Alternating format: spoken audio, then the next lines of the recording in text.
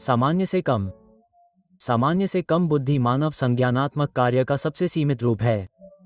इस स्तर के लोगों का IQ 70 से कम हो सकता है। अक्सर डाउन सिंड्रोम, मस्तिष्क की चोट या विकास के दौरान जटिलताओं जैसी आनुवंशिक स्थितियों के कारण वे आमतौर पर भाषा, स्मृति और अमूर्त सोच के साथ संघर्ष करते हैं। कपड़े पहनने, खिलाने या बुनियादी निर्देशों को समझने जैसे सरल कार्यों के लिए जीवन के लिए सहायता की आवश्यकता हो सकती है। दुनिया का उनका अनुभव तात्कालिक और संवेदी है। वे तर्क या भाषा की तुलना में स्वर और स्पर्श पर अधिक प्रतिक्रिया देते हैं। भावनात्मक पहचान अभी भी मजबूत हो सकती है। वे अक्सर दूसरों में दया, भय या हताशा महसूस करते हैं।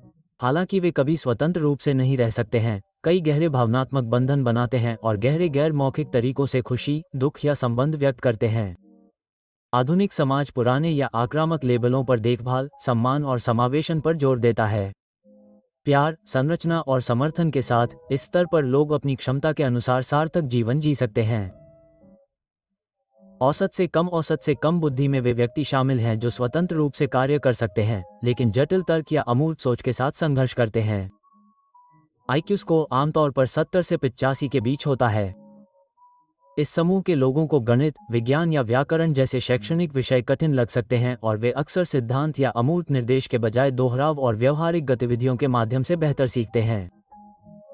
वे स्पष्ट दिनचर्या वाले संरचित वातावरण में सबसे अच्छा काम कर सकते हैं, जैसे शारीरिक श्रम, ग्राहक सेवा या देखभाल करने वाली नौकरियां। हालांकि वे औपचारिक शिक्षा में पीछे हो सकते हैं, लेकिन कई लोगों के पास मजबूत व्यवहारिक या पारस्परिक कौशल होते हैं। सामाजिक रूप से वे मिलनसार, वफादार और भावनात्मक रूप से सहज हो सकते हैं। बुद्धि के इस स्तर को अक्सर अनदेखा या कम करके आंका जाता है, लेकिन सही समर्थन के साथ यहाँ के लोग स्वतंत्र रूप से रह सकते हैं, परिवार पाल सकते हैं और अपने समुदायों में सार्थक योगदान दे सकते हैं। वे तब आगे बढ़ते हैं जब उन्हें उनके काम के लिए सम्मान दिया जाता है, न कि उनके काम न करने के लिए उन्हें आंका जाता है। औसत, अधिकांश लोग यहाँ रहते हैं और अधिकांश सोचते हैं कि वे नहीं कर सकते। औसत बुद्धि लोगों को पढ़ने, लिखने, गणित करने, नियमों का पालन करने और बातचीत करने में सक्षम बनाती है। आप कारण और प्रभाव को समझते हैं, योजनाएं बनाते हैं और गलतियों से सीखते हैं। ये दिनचर्या, रिश्तों और बुनियादी समस्या समाधान की बुद्धि है। आप समझते हैं कि क्या करना है और आमतौर पर उसे पूरा करते हैं। शिक्षक, ड्राइवर, छोटे व्यवसाय के मालिक, नर्स, तकनीशियन, वे सभी यहाँ हैं।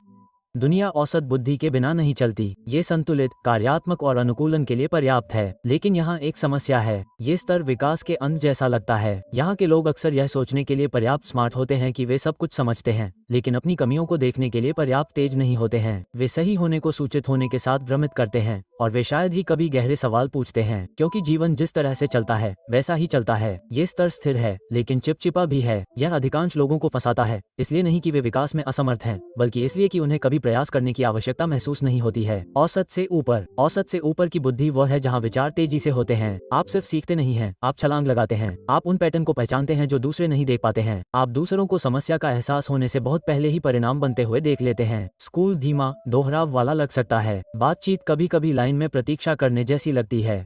ये दिमाग सैद्धांतिक क्षेत्रों, गणित, कोडिंग, इंजीनियरिंग, दर्शन में अच्छा करते हैं। वे जटिलता, पहेलियां, प्रणालियों का आनंद लेते हैं, लेकिन इसका एक साया भी है। आप बहुत जल्दी बहुत कुछ देख लेते हैं। आप कम बोल सकते हैं क्योंकि आप बीच बीच में खुद को एडिट कर रहे होते हैं। आप शांति बनाए रखने के लिए सामान्य होने का नाटक कर सकते हैं। इस लेवल पर हताशा इसलिए नहीं होती क्योंकि दूसरे बेवकूफ होते हैं, बल्कि इसलिए होती है क्योंकि वे डूबने के लिए काफी तेज नहीं होते। और अगर आप सावधान नहीं हैं, तो हाई इंटेलिजेंस हाई डिटेक्शन में बदल जाता है। आप शोर से ऊपर तो तैरते हैं, लेकिन उसमें इंसान होना भूल जाते हैं।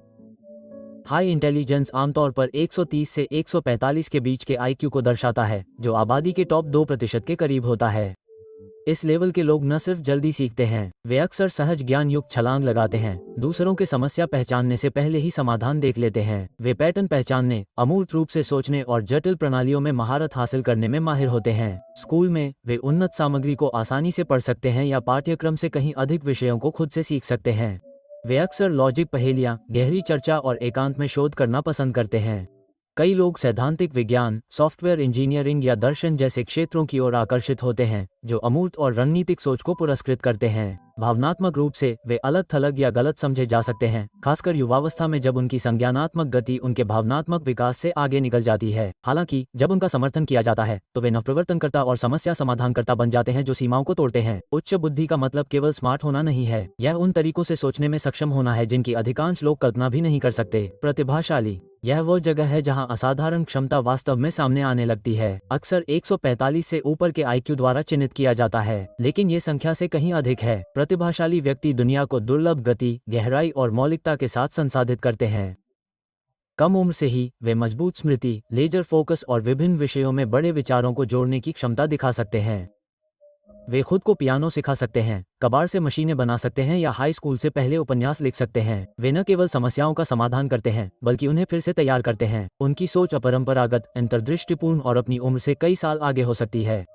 लेकिन प्रतिभा चुनौतियों, धीमी प्रणालियों के कारण निराशा, साथियों से अलगाव या तीव्र भावनाओं के साथ आ सकती है जिन्हें नियंत्रित करना मुश्किल है। उनके दिमाग तेज होते हैं, लेकिन उनकी भावनाएं भी। जब उन्हें सहयोग मिलता है तो वे नवप्रवर्तक, निर्माता और गहन विचारक बनते हैं जो मानव ज्ञान और कल्पना की सीमाओं का विस्तार करते हैं। प्रतिभाशाली बुद्धिमत्ता केवल स्मार्ट होने के बारे में नहीं है, यह एक अलग वास्तुकला है। प्रतिभाशाली लोग केवल समस्याओं का समाधान नहीं करते हैं, वे अपने पीछे तर्क का पुनर्निर्माण करते हैं। वे नियमों में महारत हासिल नहीं करते हैं, वे सवाल करते हैं कि नियम क्यों मौजूद हैं। आइंस्टीन के बारे में सोचें, रामानुजन के बारे में सोचें, उन लोगों के बारे में सोचें जिनका दिमाग न केवल तेज चलता है बल्कि बगल में चलता है। ये स्तर सफलता लाता है। जब ये लोग बोलते हैं तो पूरे प्रतिमान बदल जाते हैं। विज्ञान, दर्शन, कला सभी को फिर से परिभाषित किया जाता है, लेकिन प्रतिभा उस व्यक्ति को उपहार की तरह नहीं लगती जिसके पास वह है।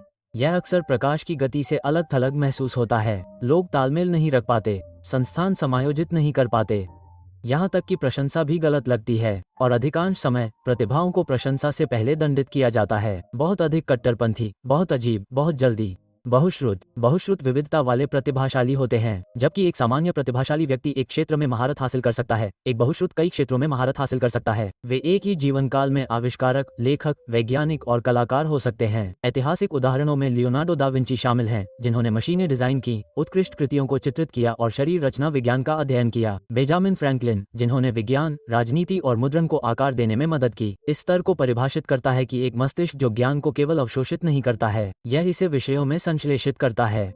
पॉलीमैथ विषयों को अलग नहीं देखते हैं, वे गणित को संगीत या जीव विज्ञान को दर्शन से जोड़ने वाले पैटर्न ढूंढते हैं। उनकी जिज्ञासा अंतहीन है और उनकी रचनात्मकता विविधता पर पनपती है। पॉलीमैथ बुद्धिमत्ता कच्चे आईक्यू से अधिक की मांग करती है। इसके लिए समय, अनुशासन और सीखने के गहरे प्रेम की आवश्यकता होती है। ये व्यक्ति अक्सर दशकों तक काम करते हैं, ऐसे प्रश्नों से प्रेरित होते हैं जिनका उत्तर कोई एक क्षेत्र नहीं दे सकता। विशेषज्ञता को बढ़ावा देने वाली दुनिया में पॉलीमैथ हमें व्यापक रूप से सोचने की शक्ति की याद दिलाते हैं। दूरदर्शी बुद्धि वाले लोग न केवल दुनिया को समझते हैं, वे कल्पना करते हैं कि यह क्या बन सकता है। उनकी बुद्धि प्रतिभा, आंशिक दूरदर्शिता और आंशिक साहस का हिस्सा है। जबकि एक पॉलीमैथ कई क्षेत्रों में महारत हासिल करता है, एक दूरदर्शी पूरी तरह से मौजूदा प्रणालियों से परे देखता है। वे ऐसे विचारों को पेश करते हैं जो असंभव लगते हैं जब तक कि वे सब कुछ बदल नहीं देते। दूरदर्शी लोग विज्ञान, समाज और आत्मा के बीच की कड़ियों को जोड़ते हैं। वे देखते हैं कि दूसरे क्या नहीं देख पाते, फिर उसे बनाने के लिए छलांग लगाते हैं। बुद्धिमत्ता का ये स्तर अक्सर जोखिम के साथ आता है। दूरदर्शी लोग मानदंडों को चुनौती देते हैं, अस्वीकृति का सामना करते हैं और संदेह को सहते हैं, लेकिन वे विश्वास और साहस से प्रेरित होकर डटे रहते हैं। उनकी सोच उद्योगों, आंदोलनों और इतिहास को आकार देती है। दूरदर्शी बुद्धिमत्ता केवल स्मार्ट होने के बारे में नहीं है, ये भविष्य को मोड़ने के लिए उस प्रतिभा का उपयोग करने के बारे में है। पालौकिक बुद्धिमत्ता सभी का उच्चतम स्तर है। इस बिंदु पर बुद्धिमत्ता उत्तरों के बारे में नहीं होती है, ये जागरूकता के बारे में हो जाती है। ये दिमाग केवल कड़ियों को नहीं जोड़ते हैं, वे खुद कड़ियों पर सवाल उठाते हैं। वे अहंकार, प्रणालियों, विचारों के माध्यम से देखते हैं। वे मानव स्वभाव में पैटर्न, चेतना में चक्र, पहचान में भ्रम को महसूस करते हैं। बुद्ध, जंग, सुकरात के बारे में सोचें। दूरदर्शी जो केवल जानते नहीं थे, वे समझते थे कि हम जानने के लिए क्यों तरसते हैं। पालौकिक बुद्धिमत्ता चमकदार नहीं है, ये शांत है। फिर भी अक्सर इसे पागलपन के रूप में गलत समझा जाता है, क्योंकि यह हर उस चीज के लिए खतरा है जिस पर हम अपनी पहचान बनाते हैं। ये लोग हावी नहीं होते, वे घुल मिल जाते हैं। वे बिना धक्का दिए मार्गदर्शन करते हैं। इस स्तर पर बुद्धि स्वयं की सेवा करना बंद कर देती है, ये सत्य की सेवा करना शुरू कर देती है। मैं जल्द ही इस तरह के और भी वीडियो बनाऊंगा, उन्हें देखने के लिए सब्सक्राइब करें।